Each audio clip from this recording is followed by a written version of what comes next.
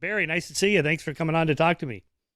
Thank you so much for having me, Michael. Oh, I'm excited. it's a good book. I read it very carefully because I write a bit in this area, and your work was highly influential in my 2008 book, The Mind of the Market, which was really on evolutionary economics, behavioral economics, and all that stuff. And Yes. I've been steeped in this whole paradigm that you were one of the pioneers of. So I was amazed to get your book saying, well, we need to rethink some of this. I'm like, uh-oh. So, but, just give us a little, I guess, biography or what's your journey, what's your story? You're a little slightly older than me, so you must have come of age as behaviorism was giving way to cognitive psychology. And so you sort of saw that revolution. And I'm wondering if you think we're in the middle of another one going in a different direction now. Well, you've got me pegged. I actually grew up as a Skinnerian. Hmm. My initial training was doing experiments with pigeons and rats, um, and what I came to see after I had started teaching at Swarthmore is that the that framework, the behaviorist framework, had a lot in common with the framework of microeconomics, although the languages were quite different. Economists talk about rationality, and Skinnerians had no use for anything like rationality, but it was all about incentives driving behavior. And so I wrote a book called The Battle for Human Nature almost 40 years ago that compared and criticized both Skinner's view of the world and the classical economic view of the world, and gradually shifted my interest away from the Skinnerian world of reward and punishment to this more decision-making cognitive world, and a world where increasingly judgment replaced anything automatic and mechanical, which is the way I think both economists and behaviorists see human beings. So you're right. I started in the behaviorist era and moved into the cognitive era. And most people think I'm a social psychologist and are shocked to hear that I spent the early part of my career studying pigeons and rats. That's really funny. Yeah, I did too. I was in a graduate program in experimental psychology 1976, 77, 78 in Doug Navrick's lab at Cal State Fullerton. Doug got his PhD under Douglas Fantino at UC San Diego, who got his PhD. Yeah, Ed Fantino. Yeah. Ed Fantino. Oh, yes. I know him well. Oh, wow. Okay. And then he was under Herrnstein, who is, of course, under Skinner. So that was my lineage there. Yeah, we had rats and pigeons, and we were testing the matching law. That is, if we doubled the number of reinforcements on the right bar versus the left bar, would they press the right bar twice as many times, the left bar not quite?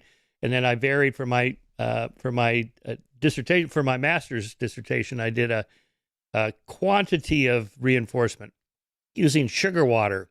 So we had like 4% sugar water on the left bar, and then 4%, and then 8%, 16%, 32%, 64%. It was like syrup. And the lab was pretty disgusting with sugar water all over the place. It's so funny. I worked as an undergraduate with a guy named Charles Catania. Oh, right. Who also was trained at Harvard under Herrnstein and Skinner. And my undergraduate thesis was also about manipulating magnitude of reward to see how it shifted pigeons' response allocations between, a left key and a right key. So we seem to be remarkably kindred That's really spirits. funny. I guess the idea, though, behind all that, the Skinner box and so forth, is to control for intervening variables so we can just focus on one causal connection. A happens, then B happens, and we know it can't be something else because we've controlled out all other variables. Right. And, to sort of ease our way into what this current book is about, all experiments, whatever your approach, do that. They take a complicated world and they simplify it.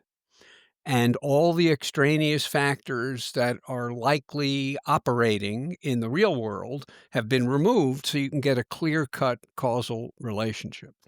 That's the way science proceeds, and it's incredibly admirable and has led to incredible progress. But the question that remains when you do work like that is if you then recomplexify the world, do the principles that you discovered in the simple world continue to operate? And do they operate in the same way? Uh, and it's just been taken as a matter of faith in experimental psychology, I think, that once you've simplified and found a causal relationship, you don't have to worry about whether that same relationship will operate in the complicated environment. And I think the same thing is kind of true when it comes to microeconomics. You simplify, you strip down the environment, you strip down the kinds of things people might be thinking about when they make a decision. And in that simplified environment, you can show that people behave in a predictable fashion. And you assume, therefore, that you've discovered something fundamental that you can see all around you in the natural world. And one point of the book is that the theory of rational decision making that dominates economics is a gross oversimplification for how people actually decide about even trivial things, not to mention important ones, in the real world. So this idea of cateris paribus, all of the things being equal, the problem is all of the things are never equal. Never, exactly. So you double the reinforcement on the right bar versus the left bar, and all of the things being equal, I'm just going to press the right bar twice as many times. But things are never equal. There's like a dozen or two more other variables that are going to affect which bar I press. And I wrote a paper with my co-author in this new book years and years ago called Skinnerian Psychology as Factory Psychology. And what we tried to argue is that the creation of the factory system essentially did the same thing. It took complicated people and put them in an environment where there was really nothing they could do except the task they had on the line. And under those conditions, it turned out they just worked for pay. There wasn't anything else to work for. Right. It's a miserable condition. You're doing the same thing over and over and over again. And so you think you've discovered a fundamental fact of the universe, which is that people are only motivated by pay. Well, yes, in an environment where there's nothing else available. Yeah. But not when they're integrating their work with other aspects of their life, So, but that little piece, the distortion of nature that the factory represented, never got attention. Who was that guy? Frederick Winslow Taylor? Frederick Taylor. Taylor, that's Frederick right. Yeah. Winslow Taylor, yep. Yeah. Scientific management. Yes, right. You analyze tasks into the simplest possible units, and then you do experiments with different ways of paying people. He didn't call them schedules of reinforcement, to see which kind of pay schedule will produce the maximum output per unit time. Right. There you have Skinner in a nutshell at the turn of the 20th century. Amazing. By the way, that book on the Battle of Human Nature, if you wrote it today, how different would it be, or how solid does it hold up now? I think it holds up. The book was about three different disciplines. It was about behaviorism in psychology, standard microeconomics in economics, and what was then called sociobiology. And the argument that I tried to make in the book is that these three disciplines were each making the same mistake in same kind of mistake in trying to understand people. And I think it was early days for evolutionary biology, behavioral biology, and that discipline has gotten much more sophisticated and much more open-minded than it was when I took my pot shots at it. So I think if I were rewriting the book, that section would have to be substantially modified. Yeah, evolutionary psychology has really come a long way since the 1980s. It has come a long Yeah. way. They were so dogmatic. Yeah. I mean, it was laughable. Yeah. Before we get into this, I just wanted to ask you this probably apocryphal story about the professor of decision making is offered a job at another university and he can't decide. Maybe you're even the professor it's told about, and he can't decide if he should take the job or not. And his colleague says, "Well, why don't you just plug in all the components into your equation?" And he says, "Oh, come on, this is serious." Well, so I'll tell you a real story. I won't name the person, but a very distinguished psychologist at a very good institution was offered a job at another very good institution. And, she created a spreadsheet. She did it the right way.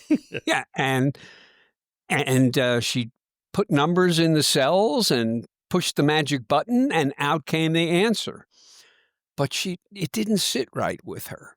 So she went to a more senior colleague for advice, and his advice was, don't do anything.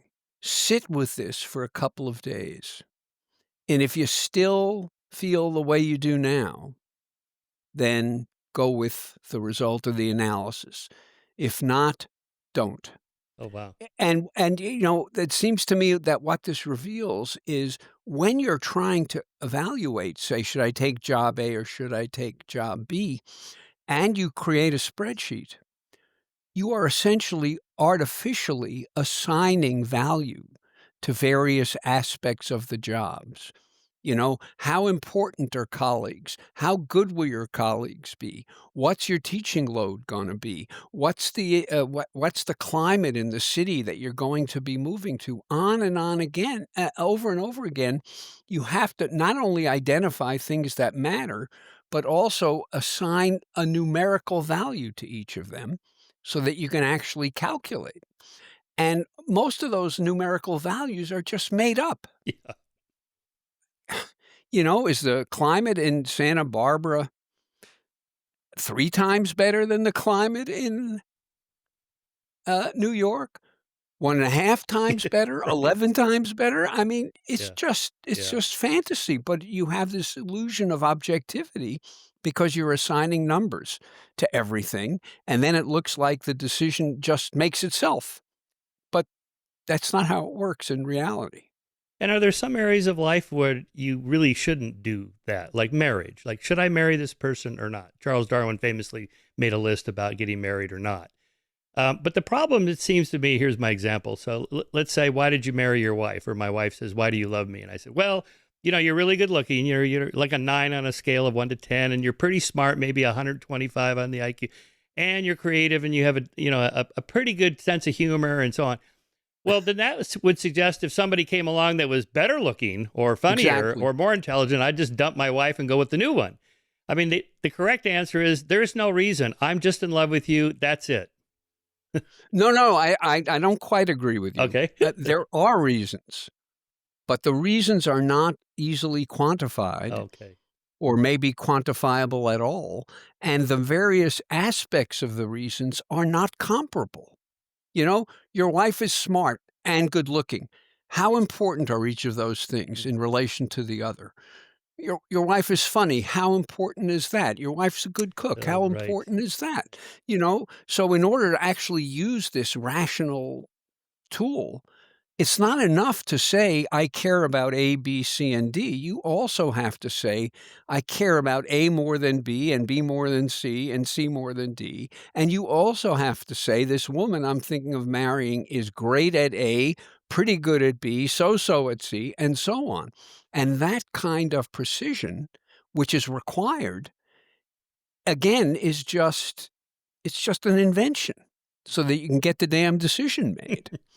So I think it's important to reflect about even not so big decisions. It's important to acknowledge that you can make mistakes no matter how carefully you think through a decision, because the world is an uncertain place, as we all know. And the notion that you can somehow do it by formula is, I think, a very destructive approach to making especially the important decisions, like who should I marry? Where should I go to college? What kind of career should I have? How important should my career be in relation to my relationships with friends and family, and so on? Like in the example of your friend, just sit on it for a few days. What's going on at that time? Is there unconscious processing of these different values, and the person themselves are not really aware of the unconscious processing? Well, that I think is likely, but we don't really know. But the Daniel Kahneman book. Kahneman, of course, is one of the most significant figures in what's come to be called behavioral economics, and his framework for understanding decision making is that there are two different systems that operate. One of them is automatic, fast, and inaccessible to consciousness. So all we get is the answer. Mm. We don't know how that system got the answer, but it presents itself. And then there is the system that we normally think about as thinking, which is slow and effortful and deliberate and hard. And what we tend to think is that we haven't started making a decision until we use this deliberate, conscious process. But what Kahneman and many, many others have shown is that the decision may be largely made before we even think we've started thinking about it. So what happens in those 3 days when you sit on the decision? I don't think we know, except there is some reason to believe that this automatic system is chugging away and maybe generating insights that you can't articulate, but that eventually have a determining influence on you. And here is another key point of this new book. People have assumed that the automatic system is simply a source of error. And that's not true. Mm. I mean, sometimes it's a source of error, but sometimes it gets us a better answer than the more deliberate and, quote, rational system, Mm. because the factors that go into making the best decision we can are not necessarily factors that we have conscious access to. What do you make of Kahneman's taking his own life when there was no apparent reason to do so? He was No. 91, I guess. He said his cognitive faculties were fine. I had him on the show like a year before that. He was sharp as could be. And he spent his last couple of weeks touring art museums Yep. and so forth with his wife, and everything is fine. Then it's like, okay, I'm just going to check out now. Is that you can't help but wonder, is that a rational decision? Was he using system one or system two? Well, I think it was a rational decision, but it wasn't a rational decision in the sense of rational choice theory of creating a spreadsheet. Mm. I'm sure he deliberated about it a lot. I'm sure that his loved ones and his close friends talked with him about it a lot. Uh, but I don't think there was anything formulaic about it. Mm. I didn't know that he had taken his Yeah. own life until fairly recently. Yeah. He was a friend, but not a good enough friend that I would have been in on any of Right. that. Me neither.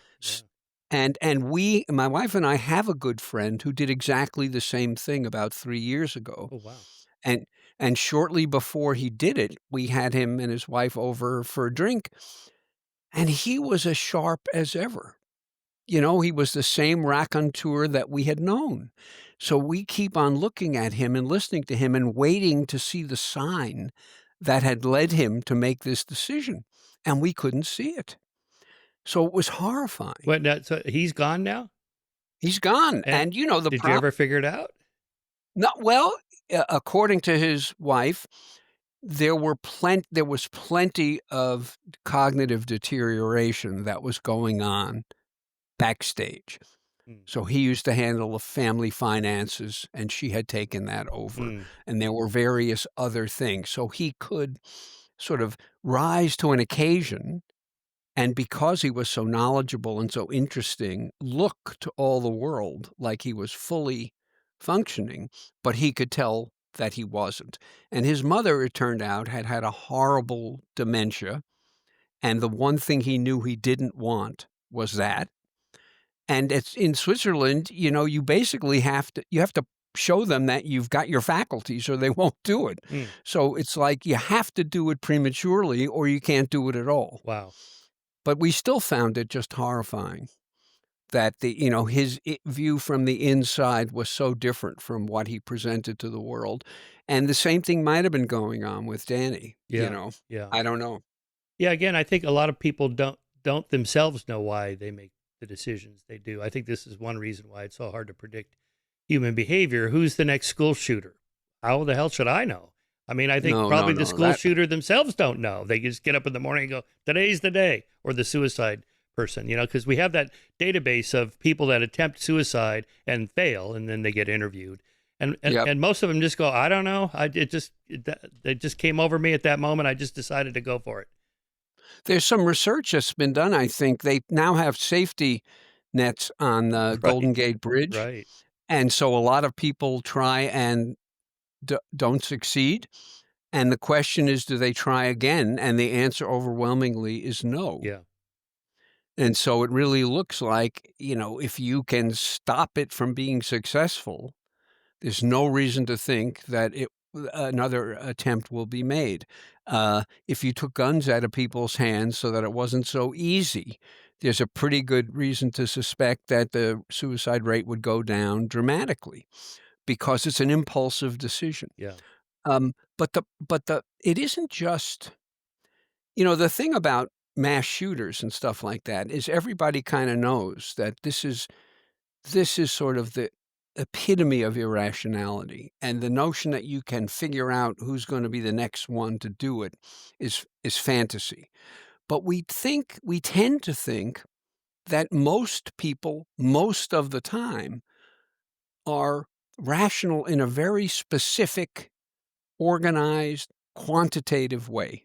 They're calculating costs and benefits, and they're making decisions in that way. And what our book tries to suggest is that not only is that not the way people do make decisions, but it also isn't the way people should make decisions, because it leaves so much out that you ought to be thinking about.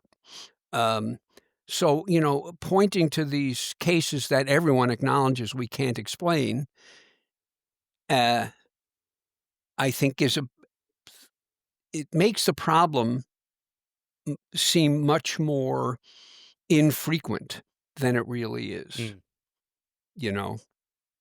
because a lot of what we do that's much less dramatic than killing people has a similar character. Retrospectively, we can make sense of the decision that we made. We can even imagine what thought processes we went through to arrive at that decision. But that doesn't mean that that is, in fact, the way we arrived at the decision. Well, it's like that statistic on homicides, 90% of them are moralistic, only 10% are instrumental. So, most of them are like from a police blotter where, the guy got in a fight over a parking spot and then one of them lost their temper or whatever. Yeah, and if you have a gun available, well, then that's when things really turn bad. Back on the suicide thing, I think that's why men commit suicide more than women, but women have more suicidal ideation. Women are less likely to use a gun and fail at some other method, whereas the guys it's harder to fail with a gun, something like that. It is harder to fail with a gun. Yeah. Okay, so another point while I was reading your book, you had lots of examples, but the one of them, like the young woman trying to decide which college to go to. Yep. I got to thinking, does it really matter which one after the fact? After you're done, you graduate, go, wow, that was a great experience. I chose that college because, look, I had that professor that led me to this career. I met this guy. We got married, had kids. None of that would have happened if I'd gone to the other college. But if she'd gone to the other college, then there'd be a different pathway. Yep. And after the fact, she'd go, yep, that was the right decision. No. So having now seen 3 of my grandchildren go through the process of deciding where to go to college and learning never to ask them, why did you choose that college? Does it really matter? So, I mean, on the margins, of course it matters. Can you know in advance? Almost certainly not. You're interested in biology, so you pick a college that has a great biology program, which you judge on the basis of the intro bio lecture that you sat in on when you were visiting the campus. Are all the teachers in the biology department like that one? Is the way that is that person still going to be there when you actually start school? Are you going to still be interested in biology? There's an enormous amount of uncertainty, but you have a reason. I'm going to this school because they have a good biology department, which means I sat in on a lecture and I really liked it. Um, so, so does it really matter? Probably it doesn't.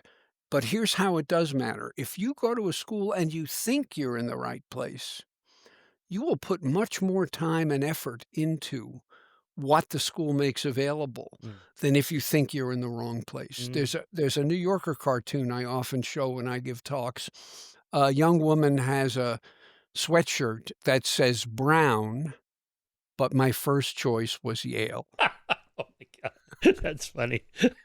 It is very funny, Yeah. but if you think about it a little bit, it becomes tragic because if you spend 4 years at Brown and every day you think life would be better if only you had gotten into Yale, you're not going to get out of Brown what Brown makes available. And so the truth is that because you have this idea going in, Brown will disappoint you, not because of any shortcomings at Brown, but because of the attitude you bring with you into the educational experience. And we have made such a fetish of going to the right school, Mm. whatever the hell that means, that almost everybody is going to end up going to a school that they're disappointed to be going to. And so it doesn't matter nearly as much as kids think it matters and their parents think it matters when this whole process is underway. Yeah. Yeah, I felt like And one other thing, Oh yeah, go ahead. it's very hard to evaluate how good colleges are. What does it mean to say that a college provides a good liberal arts education? Mm. Is that telling you anything quantitative? No. I mean, even the notion good education, different people have different ideas about what that means. So what do? We get U.S. News and World Report and we apply to the top 5 ranked schools. Why? Because that's quantitative. Mm. And so we now have a nice objective reason for wanting to get into one of these schools rather than some others, which means that quantification, no matter how badly done, dominates decisions even when it shouldn't. I think U.S. News and World Report is a nightmarish distortion, Mm-hmm. and yet people rely on it. And part of why they rely on it is that they're about to spend, I don't know, $300,000 on a college education, and damn it, they want to go to the, quote, best place they can. So whatever way U.S. News decides to quantify the quality of different schools ends up dominating people's college decisions. And then the That's why we colleges, spend so much time talking about it. yeah, and then the universities themselves have to kind of try to pattern those numbers to get their ranking up. Absolutely. Right? Everyone is. So we got to have high SAT scores and lots of research money coming in and hire this person and that, so on. Yeah. And when U.S. News changes its formula, Right. the schools change. That's crazy. So now you have this damn magazine governing Right. what schools put priorities on. This is not a good thing. I went to Pepperdine because it's in Malibu. And I thought, that'd be fun to live in Malibu. And I remember I was in the jock dorm for some, just randomly. And the baseball players are all in there. And they're like, boy, I can't wait to graduate and get out into the world. It's like, guys, when are we ever going to live in Malibu again? Come on. I try to tell this to people, never successfully. I try to tell college students that life only gets harder after this. They don't believe me. I try to tell graduate students that they have more free time to do what they're interested in now than they're ever going to have again. They don't believe me. They always think the next step is going to be what brings them liberation and fulfillment. Instead of just let's go through some of these classic thought experiments that you review in the book and what they tell us and what they don't tell us. Okay, so I'm on my way to the Broadway theater. I have a ticket to the opera or whatever it is I'm going to see. I get there and I find out I've lost my ticket and I have to plunk down another $100 for another ticket. Versus I'm walking to the theater with $200 bills. and I get there to buy my ticket and realize I've lost one of the $100 bills. Do I now take the second $100 bill and buy a ticket? How are Right. those different, and why do people answer them differently? So, this research, as you know, but your listeners and viewers may not, is research done by Richard Thaler, or the ideas behind it were formulated by Richard Thaler. The actual experiment was done by Kahneman and Tversky. And the argument is this. There are the argument for what it means to be a rational decision maker is this. There are two possible future states of the world. Either you are $200 poorer and you saw the opera, or you're $100 poorer and you didn't. And whether what you lost is a ticket or a $100 bill is irrelevant. Either way, you have to decide whether minus 200 plus opera is better or worse than minus 100 no opera. Yet people treat them as quite different. And the question is why? And the answer is that we do not organize our lives into one gigantic mental account. So we don't attach the lost $100 bill to the opera. Who knows when you lost that $100 bill? Has nothing to do with the opera. On the other hand, it's hard to say that a lost ticket to the opera has nothing to do with the opera. So you're going to end up having to buy 2 tickets to the opera. And maybe an opera's worth 100, but not 200. So you write off the lost $100 bill as, I don't know, miscellaneous expenses, but not opera expenses. And so that's the phenomenon. It's quite pervasive. But it is also characterized as irrational because from the perspective of rational choice theory, the two states of the world you're confronting are the same whether it's a ticket or a $100 bill that you lost. And given that that's true, your decision ought to be the same in both cases. I mean, whether you in both cases say, I'm not going to shell out another 100, or whether you say in both cases, I am, the critical thing is that you should treat both cases as two versions of the same thing, and people don't. So this is one dramatic example. There are now hundreds of them, of these so-called irrationalities. And the critic, and a lot of progress has been made in understanding the ways in which people deviate from the model, the normative model. But what has never been challenged is whether the normative model should be the normative model. Everybody accepts that the theory of rational choice, which is that you choose from among a set of options the one that's going to maximize your utility, no one questions that as the right way to do it. And all the research has focused on showing that as a description of how people decide, it's pretty inaccurate. But as a standard for how people should decide, it's fine. In contrast, what our book is trying to suggest is that as a prescription for how people should decide, it's very defective.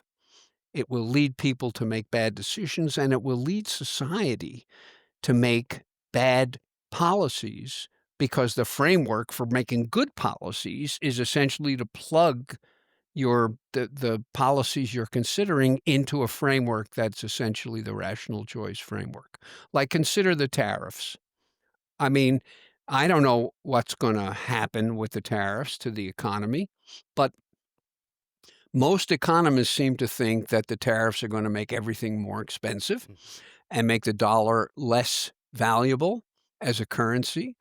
And the question is, should we do the tariff? Should we impose the tariffs or not?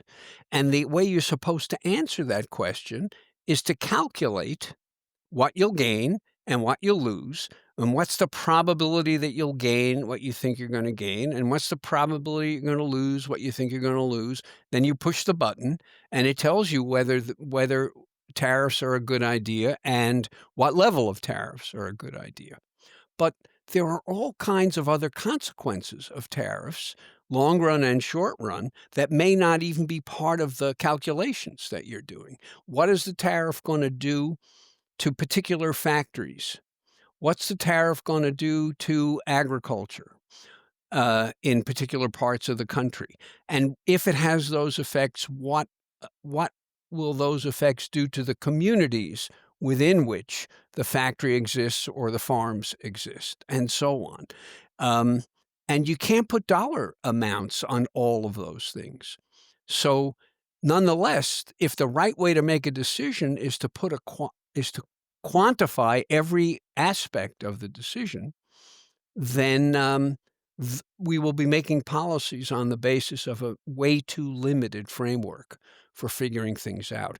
And that's why I think it really matters that we have the right normative standards when we're deciding what's rational and what isn't. Yes, it very much depends on the goal. So my economist friends are horrified by the prospects of tariffs. But my Trump supporting friends, he doesn't actually mean it. He's not going to really do it. It's just a way to get people to the bargaining table, and he's using it as a the art of the deal. He's playing 4D chess. Like, well, okay, I hope so. No, and look, economists can be wrong. There seems to be almost uniform view among economists that tariffs are a bad idea. Yeah. Just as there seems to be an almost uniform view among economists that this budget bill that just got passed is a terrible idea. Yeah. But that they could be wrong. Yeah. I don't think they are, but they could be. But even the budget is even better example than the tariffs, because in deciding how much debt is a reasonable amount of debt to sustain, how do you factor in the costs to people in healthcare? How do you factor in the costs of increased major weather events? How do you factor in the costs of not having the emergency services that we are accustomed to having when one of these weather events occurs? And I'm not suggesting that FEMA does a perfect job. Of course it doesn't. But it's hard to imagine any state, even my rich state of California, managing disasters like this on its own, So I don't know how you factor these things in, but if you factor them in by thinking narrowly in financial terms, you're going to miss out on the consideration of lots of quality of life issues and quality of community issues that most people care about. Yeah. Yeah, that's a really good point. And then there's also opportunity costs that economists talk about. If you spend the money here, what are you not spending the money on that we don't even see? That's happen. Correct. Yeah. And people are talking about how rural hospitals are going to be closing left and right because of the Medicaid reduction. I don't know if that's actually going to happen or whether they'll find some other way to stay afloat. But surely that should be part of your consideration. And that's not something that you can fit into the narrow framework for rational decision-making that people regard as the standard. Yeah. Okay, here's another example. Imagine you're offered a gamble with the prospects of a 10% chance to win $95 and a 90% chance to lose $5. Would you accept the gamble? Most people say they would not. And yet these same people answer rather differently when the gamble is rephrased in this manner. Would you pay $5 to participate in a lottery that offers a 10% chance to win $100 and a 90% chance to win nothing? Tellingly, most of those who rejected the first gamble accepted the second one. Why? Right. Kahneman and Tversky explain it in terms of mental accounting differences. Thinking of the $5 as a payment makes the venture more acceptable than thinking of it as a loss. So what is it? Loss aversion? This is the phenomenon? It's loss aversion. That's right. You don't, when you go to a gamble, when you go to the racetrack and you have to pay, I don't know, $10 to get in, that is never factored in as part of your winnings and your wins and losses at the track. When you get to the track and you go to the betting window, you're even. Right. Right. And the $10 you've already paid to get in doesn't count. It's a cost. And the parking. Price of admission. And the beer. And the beer and the hot dogs, exactly. And it's quite interesting because you can see airlines sort of doing this. For example, when they take everything that you get on a flight and charge for it separately. Yeah. It's a way of making a series of small expenditures instead of one big expenditure, and in that way inducing people to think that it's actually less expensive to fly from A to B than it really is. There's one airline I won't name where not only did they charge you to check your bag, which is by now every airline does, they charged you also for carry-on bags. Oh, wow. So I haven't seen that yet. basically, I was just waiting for them to introduce the next great innovation, which is to charge you for a seat. Right. Oh, you wanted to Yeah. sit. Oh, You want that's you extra. you stand by the bathroom unless you pay an additional Yeah. $100 for a seat. I was on a flight from Palm Springs to Santa Barbara, and it was overbooked. Usually they go like, $100 to somebody wants to take the next flight, Yep. and then 200. Then they started right off $1,000 to anybody that wants to get off the plane now. One guy just, I'll take it. He just boom, done. I'm impressed. Yeah, I know, it was amazing. It was really funny. Okay, but so this loss aversion is considered something of a cognitive bias or heuristic Right. that we're not supposed to have. It's a form of irrationality. But is it really? I mean, owning stuff is hard to get. Just think about it in our evolutionary environment. Having anything is pretty good. And there's just far more ways to lose stuff or things to go bad. So isn't there kind of an underlying rationality to keeping what you have and honoring it more, such that losses hurt twice as much as gains feel good, as that's described? No. But one way of thinking about it is what this is called in psychology these days is negativity bias. Yeah. And the idea is that anything bad feels worse than a comparable good feels better. And it makes perfect evolutionary sense that you appreciate the positives less than you are affected by or anticipate being affected by the negatives, right? You can't get tomorrow's food if you're dead today.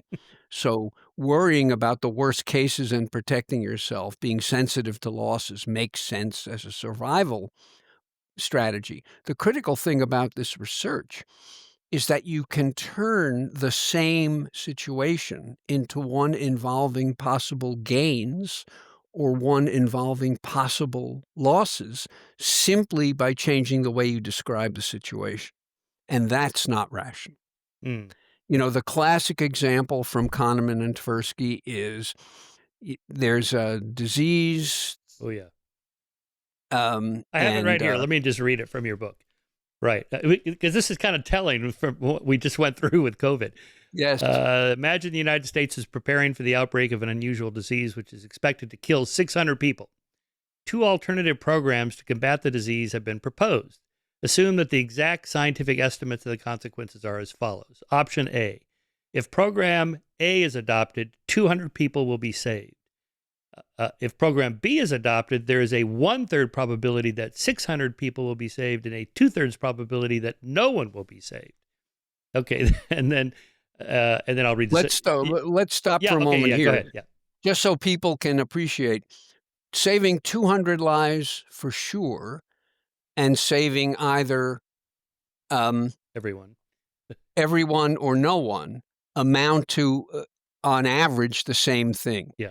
200 lives once for sure and 600 lives with a 1/3 probability are equivalent. And in that, when people are presented with that, they overwhelmingly choose to save 200 lives for sure. Now you can continue. Imagine the United States preparing the outbreak of an unusual disease expected to kill 600 people. The 2 alternatives have been proposed. Exact scientific estimates of consequences are as follows. If program C is adopted, 400 people will die. If program D is adopted, there's a 1/3 probability that nobody will die and a 2/3 probability that all 600 will die. Right. Okay. So this is exactly the same as the last version, except instead of talking about how many lives will be saved, you're talking about how many people will die. So you're flipping the scenario from the gain side, the benefit side, to the loss side. Right. And now, because losses hurt so much, many, many more people, when confronted with this, will choose to take the risk and hopes that they can save everybody instead of consigning 400 people to their death. And that's the irrationality. You should be able to see through the way these problems are described and appreciate that they're two versions of the same problem and be consistent. You can be risk-seeking or you can be risk-averse, but whichever way you are, you should be with both versions of the problem. And people aren't. So that's what this industry, behavioral economics, this psychology of decision-making, has been uncovering for half a century. All of these ways in which we deviate from the normative standard for what a rational decision maker should do. And, there are hundreds now of heuristics or biases that have been identified, some of them of profound importance, some of them less so. But it's an industry. Yeah. And, it's gotten several people Nobel Prizes in economics, launched many very successful books, and I think changed some practices. Like a hugely important insight is how important the default is. In the United States, we're asked to be organ donors when we renew our driver's license. And roughly, although almost everyone approves of organ donation, roughly a quarter of Americans are actually organ donors. In various European countries, where again, almost everyone approves of organ donation, almost everyone is an organ donor. And it's not because Europeans are nicer than Americans. It is because in Europe, you are an organ donor unless you say no. And in the US, you're not an organ donor unless you say yes. So opting out increases the number of organ donors. Opting in decreases the number of organ donors. This is a massively consequential insight, because if you want people to save for retirement, make it so that they are in the retirement plan unless they say no, instead of requiring them to sign up for the retirement plan. And that way, more people will save money for their retirement. So it's its importance is very high, and its effects are quite pervasive. That's another thing that's come out of this research on how people make decisions. But again, it's irrational. Whether you're opting in or opting out, either way, you're making a decision. So you should be treating this decision in exactly the same way, no matter which way it's presented to you. Yeah. And we don't. Yeah, I love all that choice architecture. Libertarian paternalism, I always thought was such a funny term. Yep. Well, they did too. I didn't like it at first, but now I sort of see the logic behind it. People are lazy, or they don't really think it through, or they have a short time horizon. So, somebody above is saying, look, we have to choose one way or the other. So we might as well make the most rational choice. So you and I are from California. I have the little red dot on my driver's license that I opt in to be an organ donor. And I think Oregon, it's the other way. I think Oregon has an opt-out. Opt-out? Yeah, so they have much higher rates of organ donations in California. But in any case, but all the stuff like on menus, put the sweets at the back and, have the calorie count. The calorie count stuff really works. I mean, I had no idea, like just ordering a burger and fries, like, oh my God, if I order the burger without the fries, that like cuts it in half. Just having that kind of feedback does seem to make a difference. Well, but it turns out that unfortunately that makes less of a difference than one might hope, because sometimes people, you need the right underlying scale of what counts a lot of calories. And some people are pleasantly surprised that their sandwich with a double helping of cheese and bacon it has as few calories as it does. Oh, this is only 1,200 calories, this sandwich, Right. So it doesn't work as well as you would think. It works very well for some people. Yeah. No question. Now, on these that last example with the probabilities, the gambles in rational choice theory, has there been much debate and discussion about to what extent the average test taker can do those probabilities in their head? You read these complex things like, wait, what? I got the 50% of the this and the 20% of that, and I don't know. Well, that's a fair concern, but the fact is, if what you got was just sort of random answers Mm, to these problems, then you might well worry that you are asking people to do something that they don't have the tools to do, mm, and so they're just spouting out the first answer that comes into their heads. But the fact that this is systematic suggests not necessarily that they're calculating exactly accurately, but they're in the right ballpark. Otherwise you wouldn't get this effect where lives saved, you take the sure thing, and lives lost, you take the risk, mm.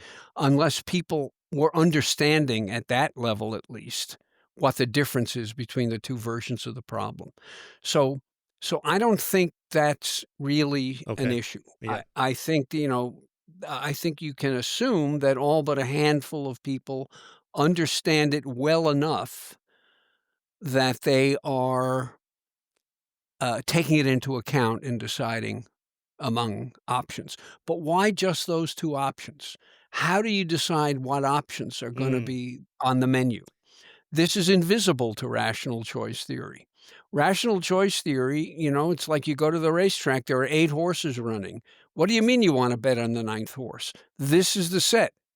Well, most of our decisions aren't like that. We begin our book with a guy waking up on a Saturday morning, a beautiful day, and saying, "What should I do today?"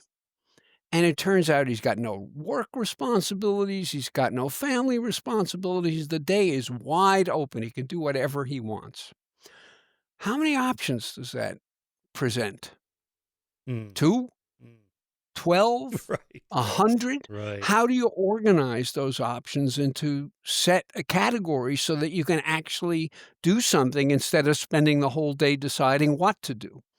All that stuff is invisible because from the perspective of rational choice theory, you're given a menu, like the 8 horses in the race, Right. and you choose from those 8 or the various bets at a roulette table. There are only so many bets you can make. That's your menu. You bet whatever bet you want. But a lot of what we do is create the menu, Mm. and then we choose from the menu that we've created. And that's, as I say, that's incredibly important to rational decision making. If the option isn't on your menu, you can't choose it. Right. Yeah. And as I say, in the way these experiments are designed and the way policies are established, it's like the menu is a given, and the only question is which item on the menu should you choose? We're back to the Skinner box. You've restricted it in a certain way to control for Exactly. other things, but what are you not including? What are you not including? And this is a much bigger problem than people realize. If you're there's a journalist named Michael Pollan who has Mm. written one bestseller after another, and he years ago he bought a calf and followed it from it being a calf till eventually going to slaughter. And he described the process by which this calf is fattened up as it gets bigger. And the question was, how much does it cost to buy a pound of beef? And so his calf became a cow, and the cow got slaughtered, and it was however many pounds it was, and so he made a small profit. Um, but he said, what counts as part of the cost of beef? Is the cost of beef simply what you pay for it in the supermarket? Well, it is that. But what about the cost of the subsidies provided to farmers who grow corn that is fed to the cows that you're eventually going to eat as hamburgers? That's what economists call an externality. What about the fact that you dose cows with antibiotics so that they will remain healthy as they get bigger? And the result is that you develop bacteria that are antibiotic resistant, leading to lots more bacterial infections and sometimes serious ones, hospitalizations, deaths.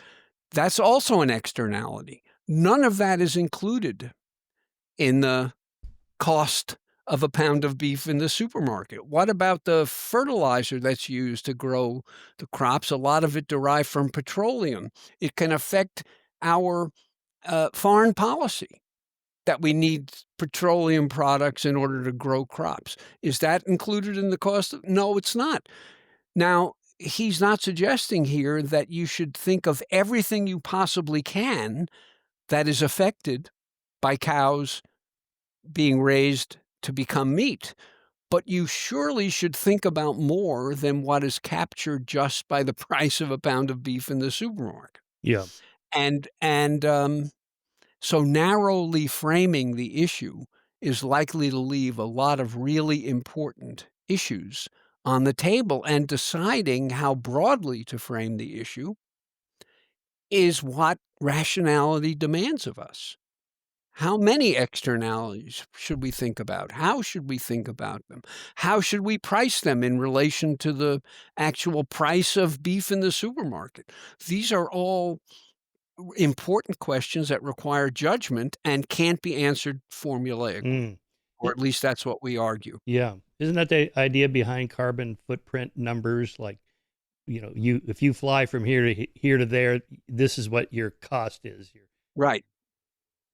It's an attempt to take an externality and make it internal. Yeah. And also selling carbon credits. Yes, if you right, figured out a way to lower the pollution in your factory, you can sell your pollution credits to another company that hasn't figured it out and make a profit that way. I think I read that Tesla, a big chunk of Tesla's profits comes from carbon credits for producing automobiles that don't pollute. And if you took that away, Musk would maybe not be the world's richest person. Probably not. I mean, he's definitely heavily subsidized. I mean, I have a Tesla. I got a $7,500 off my income tax, federal income tax, and the state of California sent me a $2,500 check for buying a Tesla. So thank you very much. and I have a supercharger station across the street right over there. And I understand the electricity comes from the electricity ferry. It's free. It doesn't cost anything to produce the electricity that goes into my car, does it? I mean, these things are all...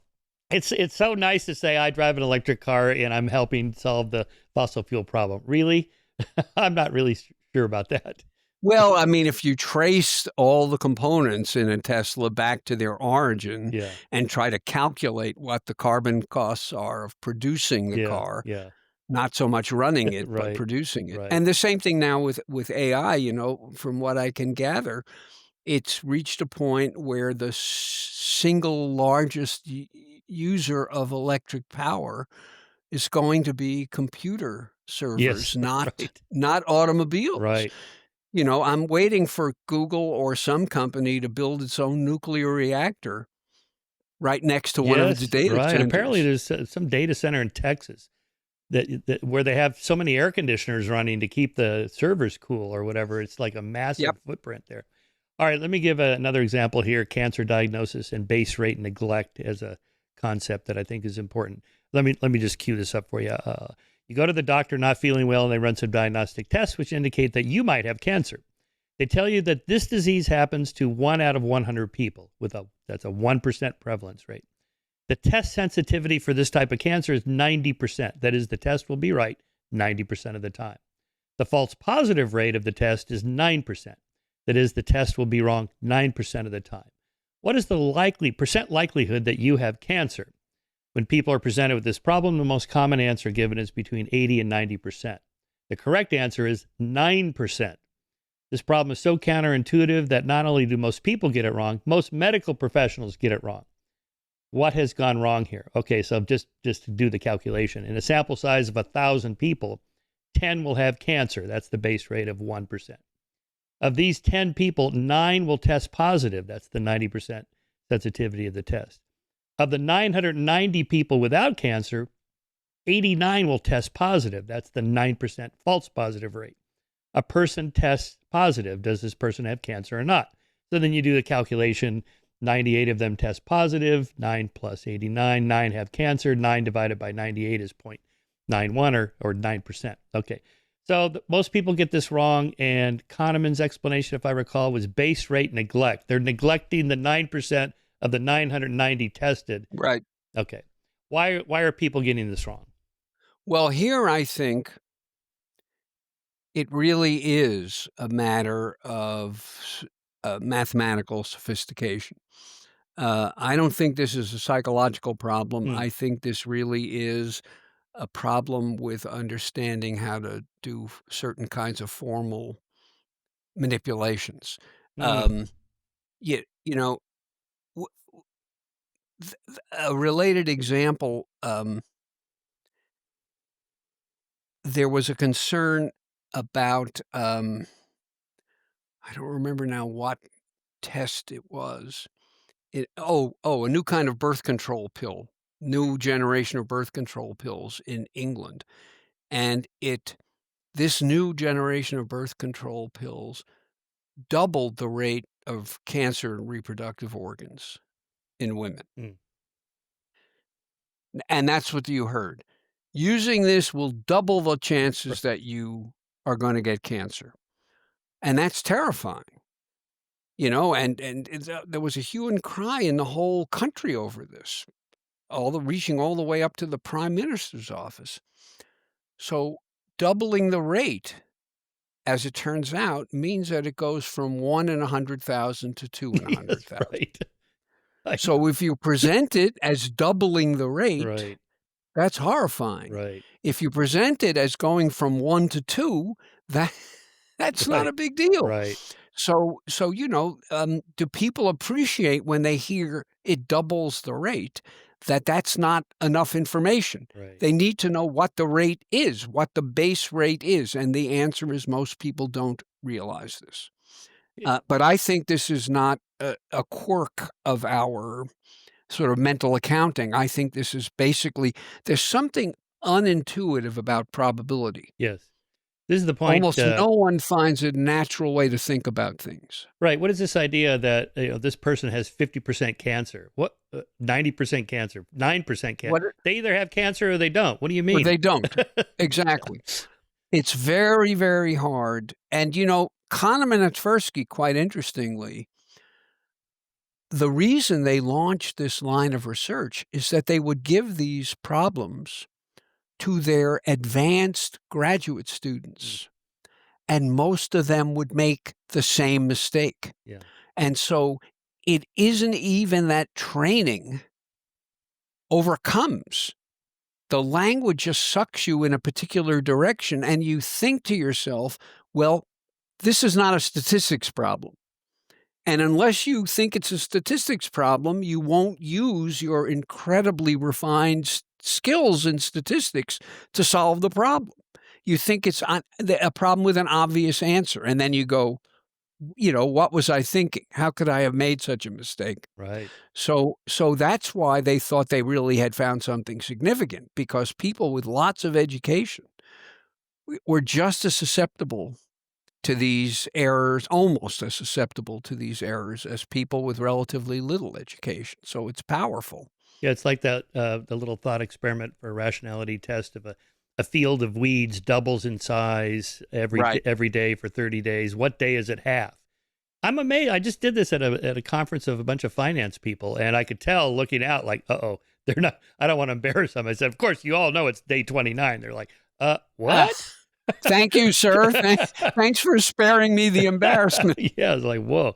Yeah, here's how Pinker, in his book Rationality, applies this to this earlier problem we were talking about. Why can't we predict who will attempt suicide? Why don't we have an early warning system for school shooters? Why can't we profile terrorists or rampage shooters and detain them preventively? The answer comes out of Bayes' rule. A less than perfect test for a rare trait will mainly turn out false positives. The heart of the problem is that only a tiny proportion of the population are thieves, suicides, terrorists, or rampage shooters, the Bayes rate. Until the day that social scientists can predict misbehavior as accurately as astronomers can predict eclipses, their best tests would mostly finger the innocent and the harmless. And that is unintuitive. It's unintuitive that a test that has a 99% sensitivity can still produce more false positives than Right. true positives if the base rate is low enough. Yeah. You know, when you hear this test is almost foolproof, 99%, you think, well, whatever this test tells me I've got. And that turns out not to be true if the base rate is low enough. Yeah. I also want to ask you about the Wasson selection test, another one of these puzzling things that Tooby and Cosmides reconfigured. So let me just read it here. So before you are 4 cards, each with a letter of the alphabet on one side and a number on the other side. 2 cards are showing numbers and 2 cards are showing letters, such as M, 4, O, and 7. Here's the rule. If there's a vowel on one side, there must be an even number on the other side. Here's your task. Which 2 cards must be turned over in order to determine if the rule is true? This would be much easier if I had visuals up there. Yes. Most people correctly deduce that they do not have to check the other side of the card M because flipping over the O card would invalidate the rule. Most people, however, incorrectly decide to flip over the 4 card. This is wrong because the rule says that if one side is a vowel, then the other side must be an even number. It says nothing about whether an even number must be accompanied by a vowel. The opposite side of the 4 card could be a vowel or a consonant. Okay, so then Tooby and Cosmides reconfigured it. You're a bartender at a nightclub with a minimum legal drinking age of 21. When you arrive on your shift, there are 4 patrons at the bar. People under 21 cannot be served alcohol. That's the rule. Who do you check? Okay, so person sitting there, number 1, is drinking water. Person number 2 is obviously over 21. He looks like me or you. Person number 3 is drinking beer. Person number 4 is obviously under 21, right? So as you can see, this is a no-brainer, and everybody gets this right. Okay, so their interpretation of this, what do they call it? Ecological rationality or something like that? Well, yeah, they do, but I mean, the heuristic they think is operating is what they call the catch cheaters heuristic. And that's the evolutionary source of it. So if you present it abstractly, that heuristic isn't triggered. If you present it concretely in this way, the answer seems ridiculously obvious. And the way this has been explained more generally is that it's an instance of what's called confirmation bias. We look for evidence that will confirm the hypothesis we're testing, and we're relatively insensitive to evidence that would show it to be false. And, you know, that operates fairly broadly.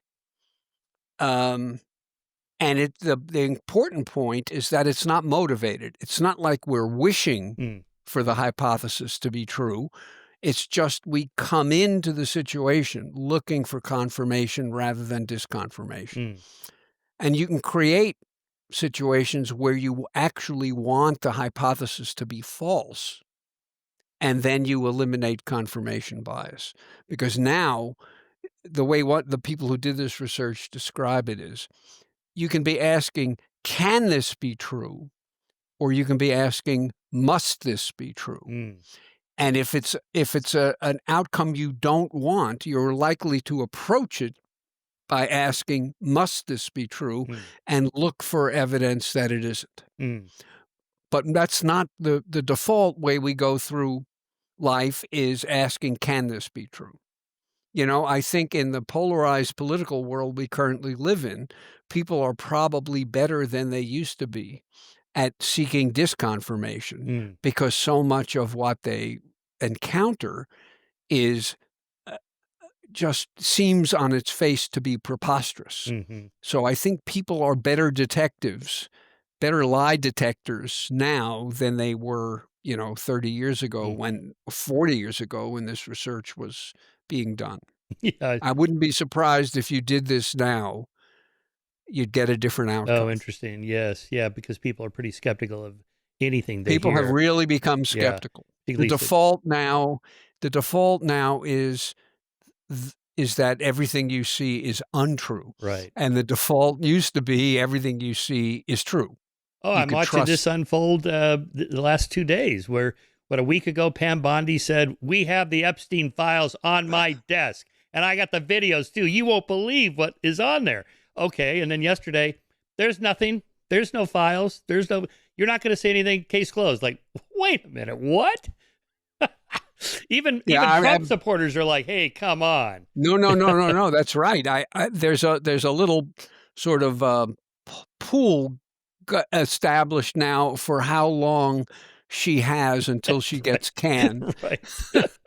He kind of gave her an out yesterday saying, let me answer that for you. And she's like, no, I'll go ahead anyway. It's like, what? The boss just said, we're not going to talk about this anymore. But think about the consequence. Skepticism sounds like a healthy, neutral stance to take. But think about the consequences of always feeling like you have to verify every claim you see, no matter what the source of the claim is. You couldn't get through your life that way. No, you can't. Right. So so talk about this default to truth. To what extent do people? It's not necessarily irrational. Who has the time to fact check everything? Right. So we depend on what other people tell us. Is that a form of irrationality, or just that's social? We need social proof because that's the way it is absolutely not a form of irrationality, but you need institutions that are that have truth preservation as their mission. There's a wonderful book called The Constitution of Knowledge. And the author of the book, whose name Jonathan Rauch, his argument is that science and academic work more generally, and journalism back in the old days when you actually had editorial oversight, adhere to the standards for ascertaining whether a claim is true, which is not to say that journalists don't get some things wrong and scientists don't. Of course they do. But the standards for ascertaining whether things are true are very high and very important. And so when you see something on the front page of the New York Times, defaulting to this is true is completely reasonable. Mm-hmm. You can't do the research on your own. And if you read an article in a scientific journal, are you going to replicate the study before you believe it? No, you'll default to this is true. And when those kinds of institutions lose their credibility, as they have, then you're basically on your own. Yeah. Do your own research. Do your own research. And which means when most people say, I did my own research, what they mean is not that they did lab studies on whether, the COVID vaccine worked. What they mean is I went online and I read stuff. Yeah. I did my own research. It must drive doctors completely nuts. Yeah. All right. Another example, I have a base rate neglect that gets to this default to truth thing, is after watching this Netflix documentary, The Tinder Swindler. So this is a guy who swindled these sort of mid to late 30s women, giving him tens of thousands of dollars. So the setup was, they're on Tinder, they swipe right or left. I forget which is the good one where you go out with the person. But he had posted on there a picture of him with his airplane, private jet, the whole thing. Looks great. He's a good looking guy. And so, of course, they're a little suspicious. Somebody could fake the photo. But the first date, they go on his plane and they go to some 5-star resort or whatever. It's just great. And so then, 6 months down the line, we're going to get married. And, we're going to start a family. He's got the whole thing going. And then, he's an international man of mystery, right? So I'm going to be in Switzerland this weekend. And then he texts him like Saturday night. Oh, my God, I have this emergency. The bank doesn't open until Monday at 9, and I need $15,000 by tomorrow morning. Okay, darling, I will send you the money, right? But the problem is that I had with this is that they had these 4 women that they profiled. How many did he try this on? And, they got cold feet or they never got that far. Or when he asked for the money, they said, what? No, I'm not sending you $15,000. And this we don't know. So this idea when you watch these kinds of shows or people that join Scientology and take a second mortgage on their home and give them the money or whatever, there's a selective bias there of the suckers. But how many people, take the personality test at Scientology and they never join, or, they started on Jim Jones's church when it was in the Bay Area and very progressive in the 60s, was all great, but they never went to Guyana and drank the Kool-Aid, right? So this is the problem. We don't know how susceptible people are. I'm beginning to think along the lines of Hugo Mercier that we're not born yesterday. We're not that foolish and irrational and suckers. What do you think? Oh, I think that's probably true. The question really is compared to what? Yes. And, when you hear some of these scams, you think there's not a person on earth who can tie their shoes who would fall for this.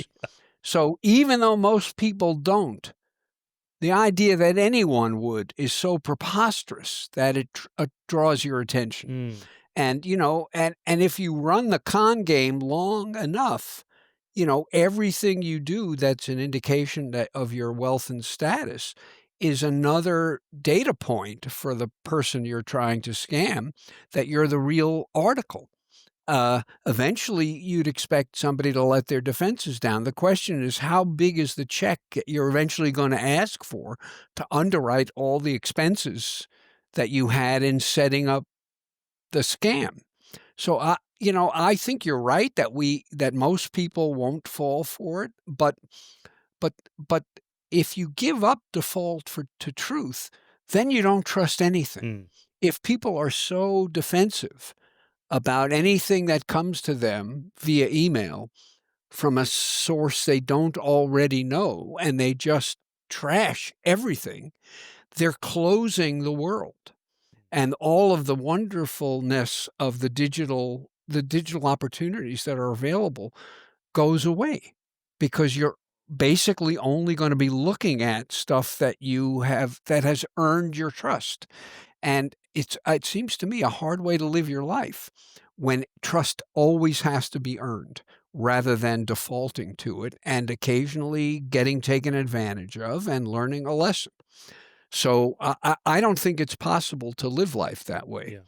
Yeah. And most of us, luckily, if we get scammed in a minor way, not in a major way. And the minor scams don't reach the level of interest so that you'd see them described, So I think I just rented a car for a trip I'm going to take, and the price for the week was whatever it was, $400, and then I get ready to finish the transaction, and the total cost is $700. The rest is various fees, Yes, I which know. are not unpacked. Right. And I got so mad. Yes. I knew they were there. I didn't know how big they were going to be, but when I saw it, I was, how can they do this? Now, governments can regulate so that you can't present the price as $400. Right. All you can present is, so you're at least there's no unpleasant surprise waiting for you. And ticket sellers do this all the time.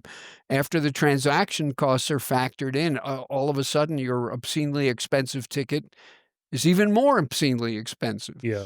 So we're going to get beaten. Oh, it's like the hotel that has a resort fee. It's like, what is that? Resort. Oh, you wanted towels in your room? Well, that's extra. I call it a last resort resort fee. That's great. The fee of last resort. Damn it, we're going to make a profit on you. That's too funny. No, but I just think going through life so defensive that these things will never happen to you is no way to go through life. Yeah, of course. And we should instead be spending more time trying to fortify the institutions where defaulting to truth makes sense, so that there are models and standards out there that we respect, admire, and contribute to maintaining. And what's happened in the last 15 years or so is just a massive assault on all of those institutions. Yeah. On a bigger question on what we should believe, you and I work in the sciences, and of course we have our standards, as you talked about Jonathan Rauch's book, The Constitution of Knowledge. That's all great. But are there areas of life where maybe this doesn't apply? I'm thinking religious faith, or maybe even political affiliation. After the fact, once I've decided I'm a conservative or a liberal or libertarian or whatever, I can give you a whole list of reasons why I am that.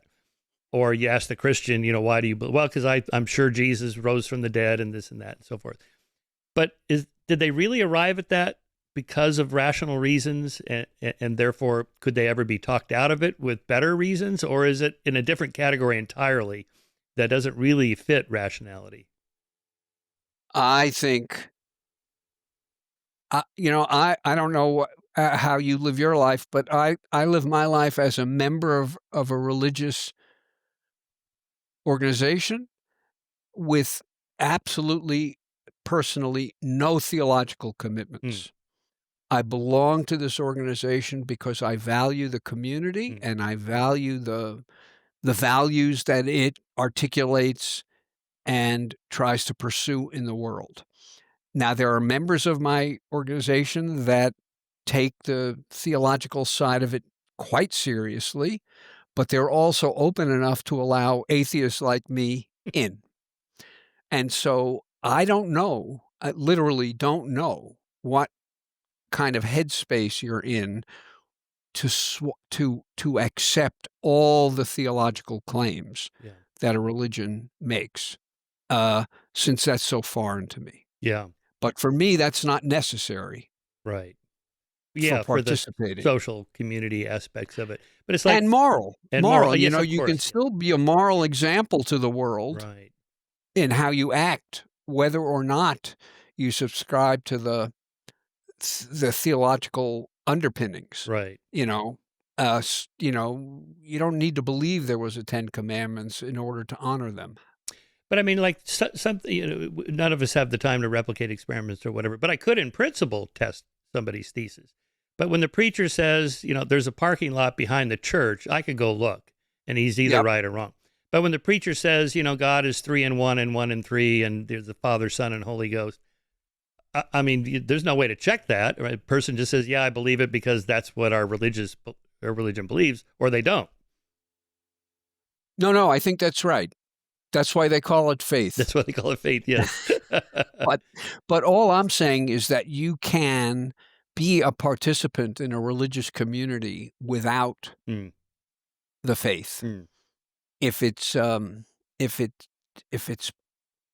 actions in the world are actions that you admire, if its actions toward its congregants are actions you admire, then you can be a participant and leave the matter of faith to other people to worry about.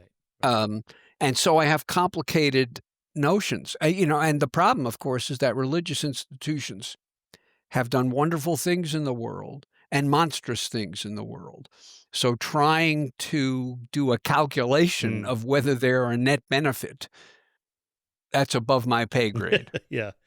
I just say religions are good when they do good and they're bad when they do bad. Okay. That's sort of my view too, but there's nothing inherent about it that identifies it as a positive contribution to the world or a monstrous one. All right, last question, Barry. Let's say I'm a graduate student in psychology. I just read your book. I wanted to go into behavioral economics and cognitive psych and all this stuff. I love Kahneman, but you're telling me that maybe there's some flaws here. What's the future hold for this field? What should we do to correct the problems inherent in it? So, we offer an alternative to rational choice theory as a guide for what counts as being rational. And it's not formulaic the way rational choice theory is. And the result is that it's probably less satisfying. It's nice to think that you can just take this formula and then apply it to every decision you face in life. And we're suggesting, no, there's no substitute for thinking. There's no substitute for judgment.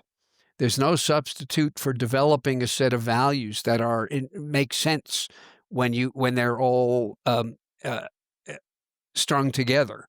And so my view is that you can continue to do the kind of research that people do because it is interesting to know as a matter of description how people make decisions when they are confronted with things that look like casino gambles. It's important to know that. But the notion that in making decisions in this way, they are behaving irrationally, and in making decisions some other way, they're behaving rationally, is what this book is attacking. attacking. Yeah. So somebody could read this book who is in the field of behavioral decision making or behavioral economics and continue tomorrow to do exactly the same research that they did yesterday. But I would hope they'd have a different understanding of what it was they were doing. Interesting. And they wouldn't describe the behavior of people as irrational quite so quickly. You write here, So, there are also traits of character that are essential to making good decisions and living a good life. So here maybe your influence of your co-author is a philosopher. A lot of these Aristotelian virtues, self-respect, courage, perseverance, fairness, self-control, and practical wisdom. How does the social scientist factor those into a research project? in my opinion, you have to be willing to give up on the notion that quantification is the holy grail. That, you can have understanding without quantification. And if you're operating from within the sciences as they currently see themselves, the sentence I just said is nonsense. Because what it means to make scientific progress is that you have quantified things that had previously not been quantified. And I think that when we're interested in understanding human beings in their full complexity, we have to be willing to give up to appreciate that there are limits to quantification. And narrative explanation, making sense of what people do, the patterns of behavior, the patterns of decisions they make, needs to be a component of understanding people. And it's a component that will resist the kind of quantification that everyone aspires to achieve. So if you wanted to study the big picture, then the work you did tomorrow would be different after you read my book. But if you're happy studying the smaller pieces of that big picture, then you can keep doing what you're already doing, is what I would say. Nice. Here it is again. Choose wisely. Rationality, ethics, and the art of decision making. To my regular followers, I did not listen to the audio edition of this because it wasn't available yet. I read it old school on a plane to Sao Paulo, 14 hours. So that was great. Well, I'm glad it helped you pass the time. No, it did. No, you're a great writer. You're really, really good. Such interesting and important examples. All right, Barry, thanks so much. What are you working on? And I really like the stuff you sent me. That the last paper you sent me. Yes. Well, I hope it gets published. Of course, the problem I'm facing is a little bit what you're facing there is like, well, then what do we do? Okay, so thanks to your book, I now have a answer to that question. Well, that of course assumes that my book won't be simply laughed out of the arena. I don't think so. I think I do sense a shift. Since Kahneman's been gone, like maybe we need to rethink some of this, and I think that's a good, healthy attitude. Well, I hope you're right. Yeah. Obviously, I hope you're right. Yep. All right, Barry. Thank you so much. Thank you.